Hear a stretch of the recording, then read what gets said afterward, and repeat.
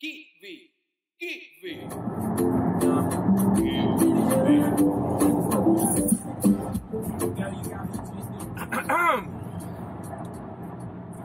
Yeah, so where do I even start? Pardon the mess. This is what your car looks like when you are in a rush and you're unprepared and you have a whole bunch of stuff to do and you just have to throw everything in there. You probably even see my Bola, just eating breakfast.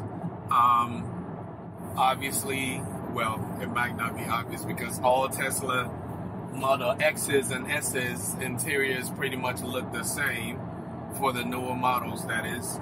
This is a 2020 Model X, a few months old, so it's taking me a minute, to start getting like the hang of it and how it really drives and everything like that.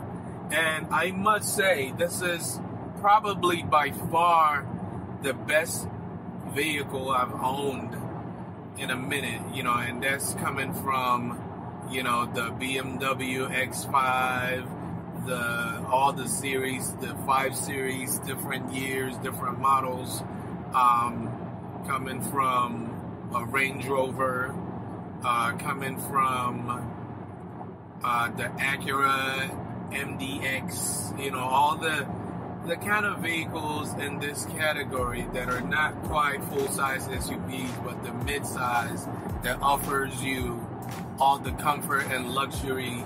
And I must say, man, this is my favorite vehicle to date. And I'm even including my 2015 Model S in that category.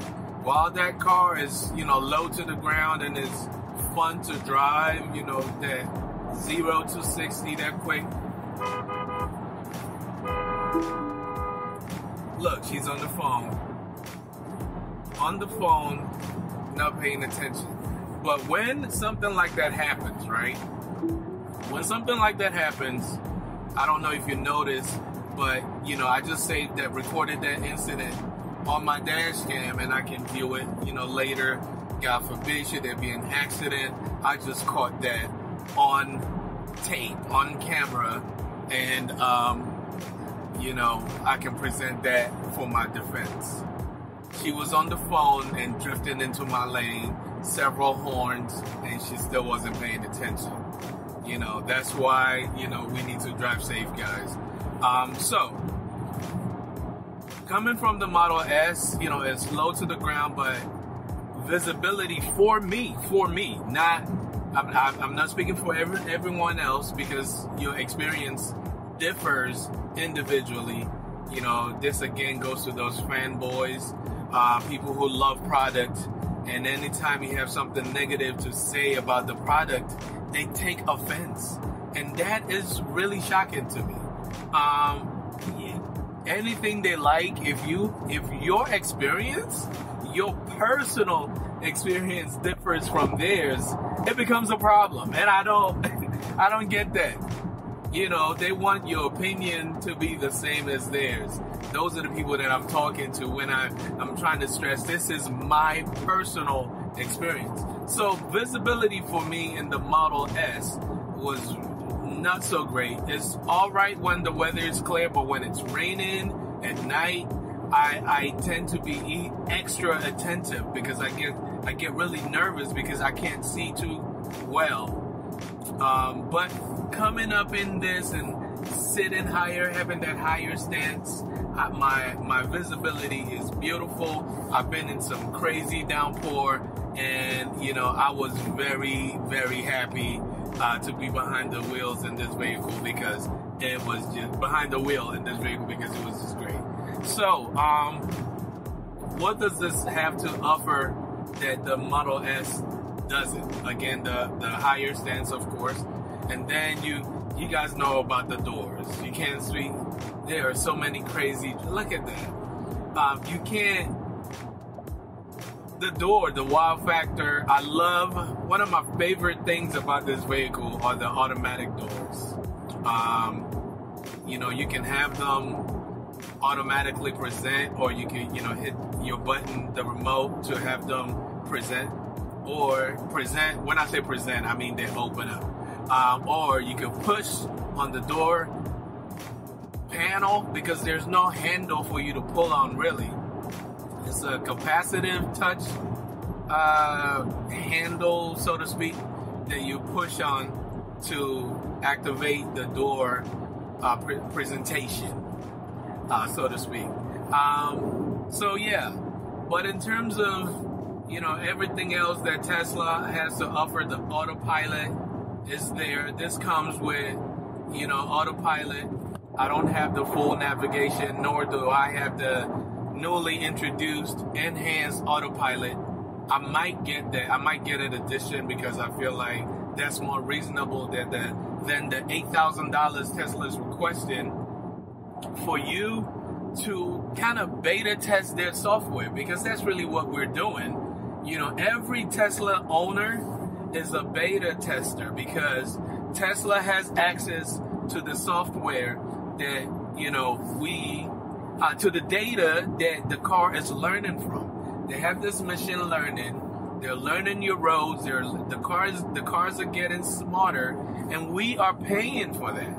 You know, so who's getting more at the end of the day? You know, is it Tesla with this invaluable database, this vast database that, you know, they can use and even make a ton of bread? Like, they can make a whole lot more money.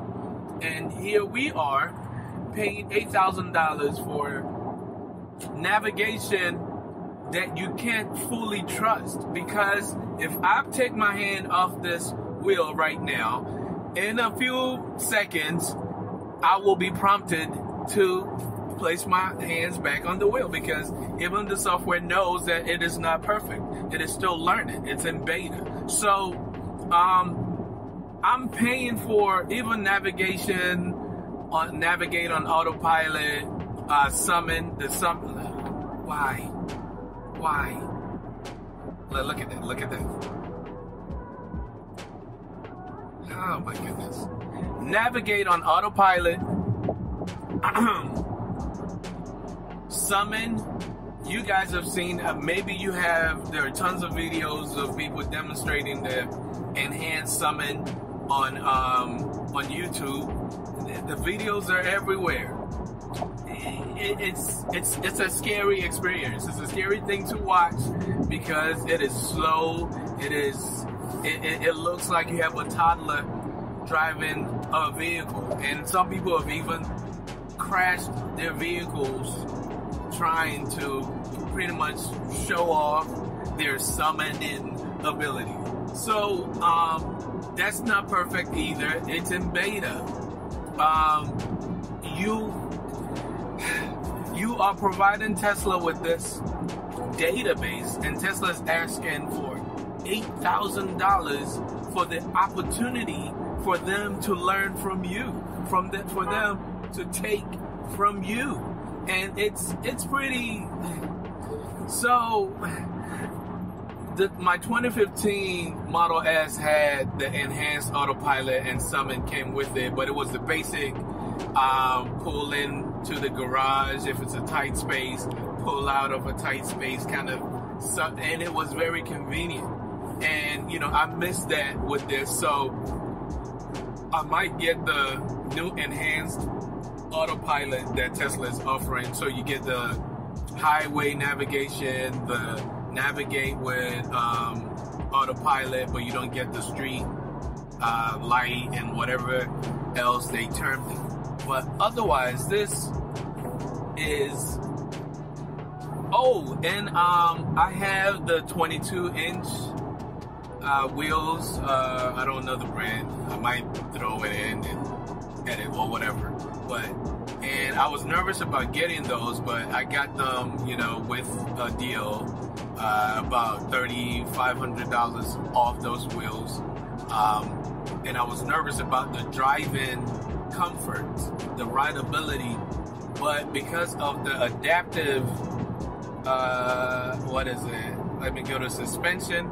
The adaptive suspension dampen, and you can see it right now. and on display, it is constantly adjusted. I just went over a bump, and you saw it there. It's an auto adaptive suspension dampen, and my ride height is low right now because, again, it knows that I'm on the highway based on the speed, and it is adjusting automatically and making that, you know, I'm comfortable. I don't feel the road too much. I hear the road because, again, there's no music right now. There's no, let me get off. And another thing is I can't auto change lanes, which comes with the enhanced autopilot or the full self-driving capability. But again, this vehicle is so underrated in terms of the technology. But those who know, once you get a Tesla, once you drive a Tesla, you just understand, or probably any electric vehicle at this level, it's just so different. But Tesla's technology and the data that they provide with the convenience is just ridiculous.